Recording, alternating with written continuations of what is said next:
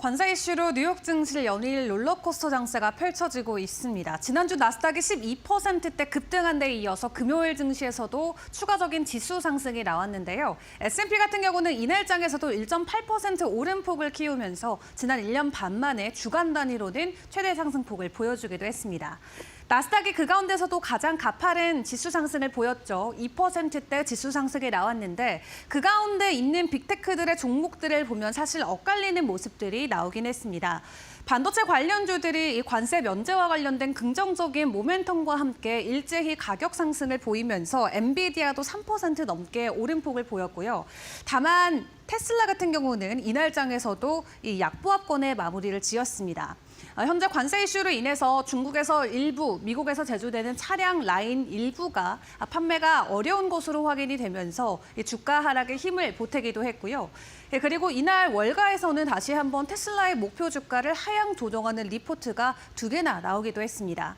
현재 주가보다도 더 낮은 테슬라의 목표 주가가 월가에서 계속 제기가 되면서 앞으로 실적에 대한 우려감이 주가에는 크게 부담이 되고 있는 상황이고요. 그런 가운데 달러 인덱스는 이제 99선까지 내려갔습니다. 이날 증시에서도 1%대 지수 하락을 보였고요. 10년물 국채 금리는 계속해서 주간 단위의 상승을 보이고 있죠. 어느덧 4.5%까지 올라와 있는 상황입니다. 이렇게 미국채가 급락하게 되면 금리가 급등하는 것으로 이어지게 되는데 신용 리스크 확대로 인해서 투매 현상이 나타날 수가 있겠고요. 그리고 이 정부의 이자가 급증하면서 금리 상승에 대한 부담감, 또 여기에 소비나 투자의 위축으로 지속적으로 시장 안에는 부정적인 이슈로 자리매김할 수가 있겠습니다. 일단 트럼프 대통령도 가장 중요하게 보고 있는 국채금리의 상승, 이번 주는 어떤 변동성을 보일지 같이 지켜보시죠. 자, 그 가운데 주요 종목들의 변동성도 점검을 해보겠습니다. M7 종목들 안에서 이번 주에 같이 점검을 해볼 종목들부터 보도록 할 텐데요. 일단은 빅테크 종목들을 놓고 봤을 때 기본적으로 추가적인 변동성이 나오긴 했습니다만 관세와 관련돼서 추가적인 움직임이 나올 부분에 미리 점검을 해보시는 게 좋겠죠. 지금까지 미국과 중국 안의 변동성을 놓고 체크를 해봤을 때 4월 9일에 미국이 중국에게 관세를 125%를 먼저 매겼고요. 그다음에 중국이 미국을 향해서 보복관세 84%, 그 다음에 미국이 최종적으로는 145%가 맞다라는 정정의 코멘트를 남겼습니다. 그리고 지난주 금요일에 중국이 미국으로 다시 한번 보복관세를 125%까지 끌어올렸는데 일단 트럼프 대통령과 중국 측의 입장이 현재 상황에서는 같습니다. 더 이상 관세를 올리는 것은 의미 있는 일이 아니다. 한마디로 관세 추가 상승과 관련해서는 항복을 했다. 외신에서는 이렇게 좀 풀이를 하고 있고요. 덕분에 이런 기대감이 증시에는 긍정적으로 작용이 됐고 추가적으로 힘이 되어뒀던 건 바로 관세 면제와 관련된 부분이 되겠습니다. 중국산 제품들뿐만 아니라 스마트폰이나 반도체, 컴퓨터와 같은 전자기기들에 대해서 일시적으로 관세를 면제하겠다는 내용들이 보도가 됐는데 다만 오늘 또 추가적으로 발표된 새벽의 내용을 확인을 해보면 상호관세와 관련해서는 일단은 제외는 맞지만 품목별 관세가 부과될 것이다라고 합니다. 한 달 안으로 최종적으로 수치가 나올 것으로 보여지는데 일시적으로 달래기에 들어간 것일지 혹은 이 안에서 추가적인 변동이 나올지는 같이 지켜보시죠. 자, 그 가운데 이제 우리가 기다려볼 수 있는 증시 반등의 세 가지 재료는 이렇게 되겠습니다. 사실상 트럼프 풋은 이미 지난주에 나왔다라고 생각을 해볼 수가 있겠죠. 90일간의 유예를 해주기도 했고 또 중국을 향해서 더 이상의 추가 관세는 의미가 없다라는 발언을 내놨기 때문에 트럼프발 긍정적인 증시 상승은 지난 한 주 동안 보여줬다로 정리를 해볼 수가 있겠습니다. 다만 현재 트럼프 대통령의 이러한 움직임이 트럼프 일기 때와 굉장히 유사하다는 평가가 나오고 있습니다. 그 당시에도 증시가 20%대 낙폭을 보였을 때 트럼프 대통령이 구두로 개입을 한 바가 있었는데요. 지난 2019년 5월에도 관세를 다시 한번 재개하겠다라고 이야기하면서 8월 돼서는 추가 관세를 매기기까지 했습니다. 한마디로 관세 유예 이후 조금 시간이 지나자 다시 말을 반복하는 그런 트럼프 대통령의 모습이 나왔는데 지난 일기 때 모습이 그대로 다시 한번 재현이 되게 된다면 시장 안에서의 변동성은 더욱더 극심화될 수 있겠다라는 것을 미리 예측을 해볼 수가 있겠고요. 또 증시 반등의 두 번째 번째 긍정적인 재료로는 연준발 긍정적인 모멘텀이 되겠습니다.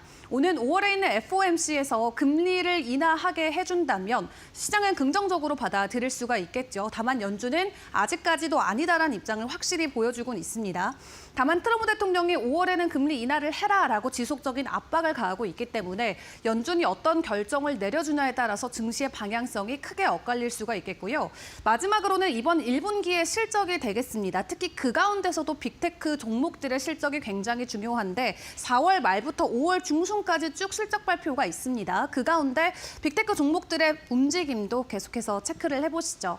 자, 종목별로의 움직임도 조금 더 자세하게 점검을 해보겠습니다. 일단 애플과 알파벳, 마이크로소프트의 내용들 점검을 해보도록 할 텐데요.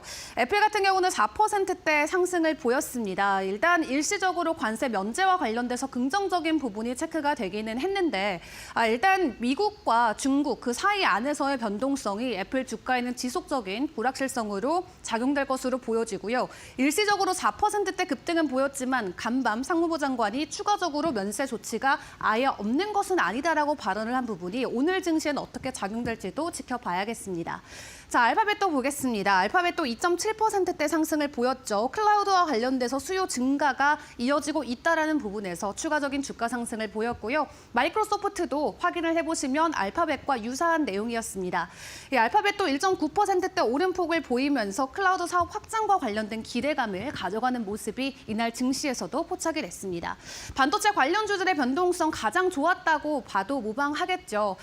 엔비디아가 3.5%대 상승을 보였고요. AMD나 브로드컴도 일제히 오름폭을 보였습니다. 다만 5%대 반등을 보였던 브로드컴 같은 경우는 대규모의 자사주 매입 소식까지 함께 가지고 왔죠. 최대 100억 달러까지 자사주 매입 소식이 전해지면서 이날 증시에서는 5%대 강한 반등이 나왔습니다. 그리고 일시적으로 이 현재 중국과 미국의 반도체 관련 규제안들이 약간은 느슨해지는 분위기가 이어지면서 이날 증시에서 강하게 반등이 나왔는데 오늘 증시 안에서의 변동성은 주의를 해보시는 게 좋겠습니다.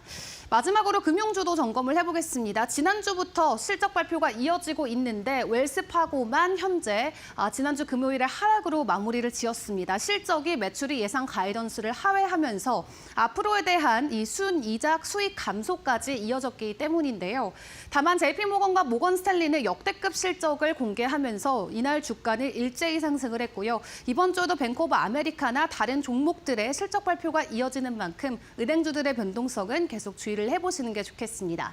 자, 그럼 마지막으로 이번 한 주에 대한 주요 일정들까지 점검을 해보겠습니다. 일단 오늘 새벽에는 여는 소비자 기대 인플레이션 수치 발표가 되고요. 은행주 중에서는 골드만삭스의 실적이 준비가 돼 있습니다. 이번 한 주의 실적을 보시면 은행주들의 시티나 뱅크 오브 아메리카 실적 준비가 돼 있는 상황이고요. 그 외 주요 지표들이라던가 그리고 유럽과 한국의 금통위도 있습니다. 금리 인하가 나와줄 수 있을지 같이 기다려보겠고요. 이번 주에 가장 중요한 일정은 이번 주 금요일이 되겠습니다. 부활절과 함께 증시가 하루 쉬어가는 날인데 이번 주는 거래일이 짧은 만큼 변동성이 더 크게 나올 수 있다는 것도 주의를 해보시는 게 좋겠습니다. 그리고 이번 달의 주요 일정으로 놓고 봤을 때는 M7에서 가장 먼저 실적을 발표해주는 테슬라가 오는 22일에 실적 준비를 하고 있고요. 뒤를 이어서 메타와 마이크로소프트도 이제 이번 달에 실적 발표가 이어지게 됩니다. 앞에서 확인을 해봤었던 것처럼 관세에 대한 부담감이 있지만 증시 안에서 금리 인하 그리고 빅테크들의 긍정적인 실적만 잘 뒷받침이 돼준다면 증시 안에서의 분위기에 충분히 전환될 수가 있을 것 같은데요. 시장 안에서의 전환점 우리가 이번 주에 먼저 맞이해볼 수 있을지 이번 한 주간의 움직임도 저희와 함께 챙겨보시길 바라겠습니다. 자, 그럼 이어서 국내 증시와 미국 증시 안에서의 연결고리들, 이슈들 어떤 것들이 있을지 김수영 캐스터와 함께 보겠습니다. 네, 오늘 미국장의 영향으로 우리 국내장에서 주목해볼 기업들 살펴보겠습니다. 우선 애플입니다. 트럼프 대통령이 스마트폰과 PC 등 중국산 전자제품 관세 면제 발표가 되면서 주가 상승했습니다. 이런 긍정적인 소식, 우리나라 기업 LG 이노텍에도 영향 미칠 것으로 보이는데요. LG 이노텍은 카메라 모듈 공급사로 아이폰 수요 증가에 따른 수혜 기대해봐도 좋을 것 같습니다. 다음 엔비디아입니다. 엔비디아 역시 중국산 전자제품 관세 면제 발표로 지난주 주가 상승했죠. 또 AI 및 데이터 센터 수요 증가로 수혜를 입었는데요. 이런 수혜, 우리나라 기업은 어디로 이어질지 살펴보겠습니다. 우리나라 기업 SK 하이닉스의 수혜를 입을 것으로 보이는데요. 엔비디아 AI 수요 폭증에 맞춰서 HPM이 수혜 볼 것으로 보입니다.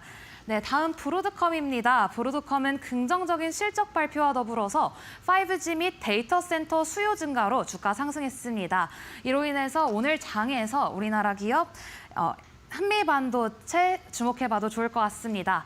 한미반도체는 데이터 센터 수요 증가로 후공정 반도체 기업으로 수혜볼 기대감 커지고 있습니다. 다음으로 베리골드입니다. 지난주에 금값 사상 최고치를 경신하면서 미국과 중국 간의 무역 불확실성이 지속되고 있는 가운데 안전자산으로 선호도가 증가했습니다. 이로 인해서 오늘 우리 국내장에서는 삼성물산 지켜봐도 좋을 것 같습니다. 삼성물산은 광물 개발 및 채굴 산업을 진행하면서 특히 자원 개발 부분에서 긍정적인 실적 이어가고 있습니다. 네, 다음으로 넘어가겠습니다. 마지막으로 리커전 파마슈티컬스입니다. 리커전 파마슈티컬스 림프종 치료제 임상시험과 더불어서 AI 기반의 동물 테스트를 대체한다고 발표를 하면서 지난주에 30% 가까이 상승세 보였습니다. 이런 상승 흐름 타서 우리나라 국내장에서는 오늘 셀트리온 주목해볼 만한 기업입니다. 셀트리온은 AI를 활용한 신약 개발 및 연구 효율화에 적극 투자하고 있으면서 오늘 상승 흐름 기대해봐도 좋을 것 같습니다.